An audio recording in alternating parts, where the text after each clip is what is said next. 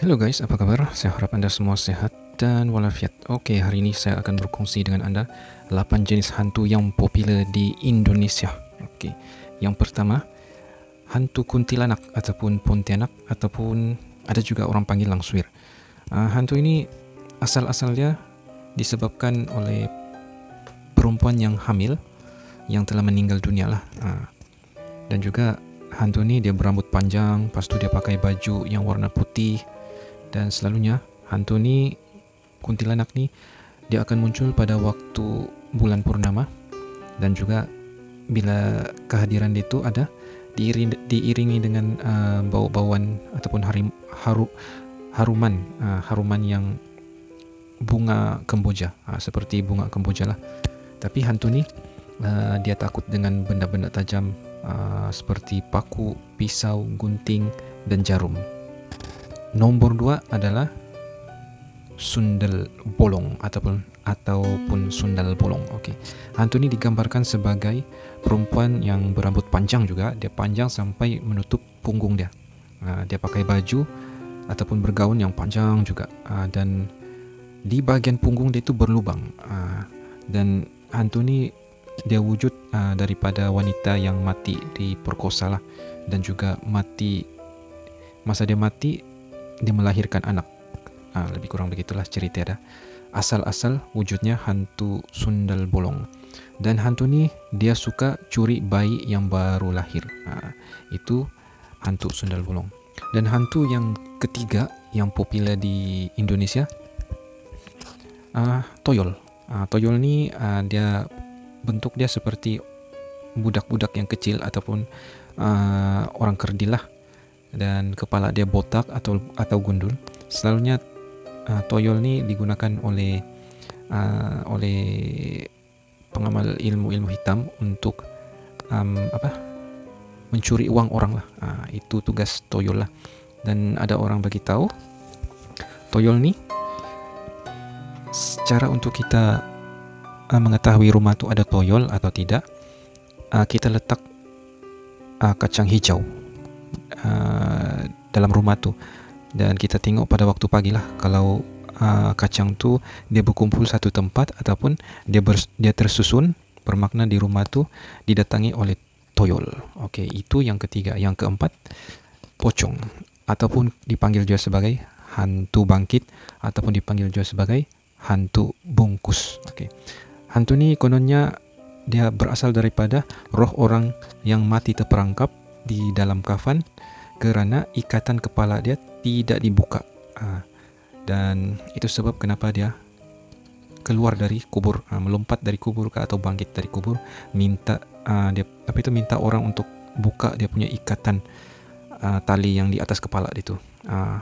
Dan kononnya terdapat dua jenis pocong lah, satu berwarna putih dan satu lagi berwarna merah. Dan ramai orang takut dengan pocong yang berwarna merah, kerana pocong yang berwarna merah ni dia sangat ganas, agresif dan pendendam. Dan pocong yang berwarna merah ni berasal daripada manusia yang mati, mati disebabkan dianiaya oleh orang lain. Yang ke berapa? Yang kelima. Hantu yang kelima yang popular adalah genderuwo. Genderuwo ni guys, dia mirip-mirip macam kera, tapi badan dia besar, kekar, tegap, berwarna hitam kemerah-merahan. Seluruh tubuh dia tu diliputi dengan bulu-bulu yang tebal lah. Dan hantu genderuwo ni dia suka tinggal di batu yang berdekatan dengan air. Lepas tu dia suka tinggal di pokok yang besar-besar, dan juga dia suka tinggal di tempat yang lembab, sunyi, sepi dan gelap lah. Itu tempat-tempat yang dia suka lah. Dan dia benda ni, hantu ni, dia suka melempar batu di bumbung rumah orang. Dan juga kalau di dalam hutan, dia suka menjatuhkan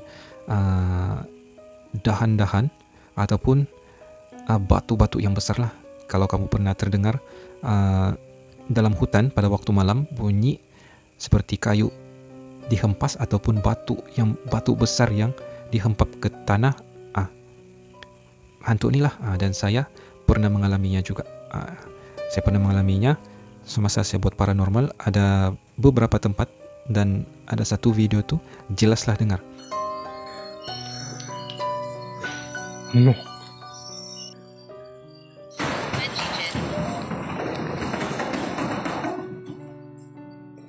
Dan juga hantu genderuwo nih, salah satu kegemaran dia adalah menggoda istri yang ditinggalkan suami dan juga para janda.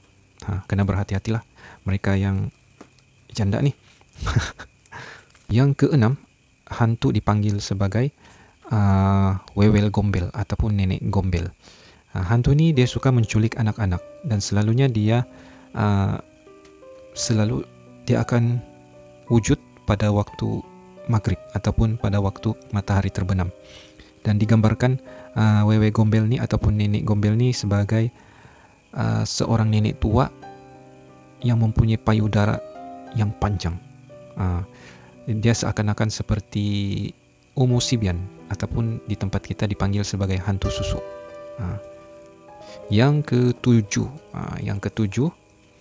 ketujuh adalah kuyang ataupun palasik, ataupun dipanggil juga sebagai leyak, ataupun dipanggil juga sebagai di Malaysia dipanggil sebagai hantu penanggal.